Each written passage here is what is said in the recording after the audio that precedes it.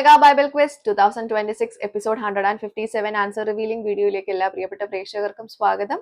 Bible portion പറയുന്നു സങ്കീർത്തനങ്ങൾ 147 മുതൽ 150 വരെ, 2 കൊരിന്ത്യർ 8-ാം അധ്യായം. ഇതിൽ നിന്നായിരുന്നു ഇന്നലെ ചോദ്യങ്ങൾ ചോദിച്ചിട്ടുണ്ടായിരുന്നത്. ശരി ഉത്തരങ്ങൾ റിവീൽ ചെയ്യാണ്.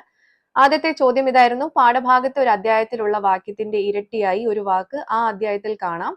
അധ്യായം ഏത്? ഇരട്ടിയായി കാണുന്ന പദം ഏത്? ഇതായിരുന്നു ചോദ്യം. ഉത്തരം അധ്യായം 150-ാം സങ്കീർത്തനം.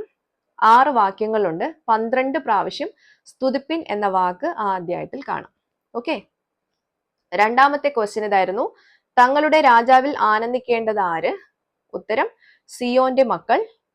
സങ്കീർത്തനങ്ങൾ 149-ന്റെ 2-ാമത്തെ വാക്യത്തിലാണ് ഇത് കാണാൻ പറ്റുന്നത് കേട്ടോ. മൂന്നാമത്തെ ക്വസ്റ്റ്യൻ ഇതായിരുന്നു: വിശേഷമായ ഒരു ധാന്യം ഏത്? ഉത്തരം ഗോതമ്പ്.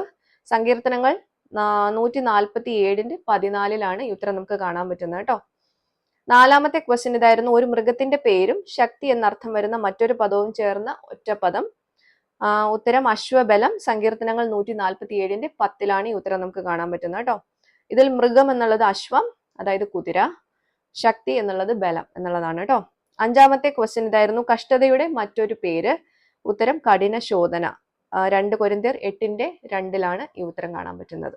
അപ്പൊ ഇതൊക്കെയായിരുന്നു ശരിയായിട്ടുള്ള ഉത്തരം. എല്ലാവർക്കും അത് കിട്ടിയിട്ടുണ്ടാവുമെന്ന് കരുതുന്നു. അപ്പോൾ അടുത്ത പോർഷൻസ് പറഞ്ഞു തരാം. അദൃശ്യവാക്യങ്ങൾ 1 മുതൽ 4 വരെ, 2 കൊരിന്ത്യർ 9-ാം അധ്യായം. ഇതിൽ നിന്നായിരിക്കും ക്വസ്റ്റ്യൻസ് ഉണ്ടാവുക കേട്ടോ. അപ്പൊ എല്ലാവരും വായിച്ച് റെഡി ആയിട്ടിരുന്നോളൂ. അടുത്ത എപ്പിസോഡിൽ ക്വസ്റ്റ്യൻസുമായിട്ട് നമുക്ക് വീണ്ടും കാണാം. Till then, it's me, Angel, signing off. Bye and take care.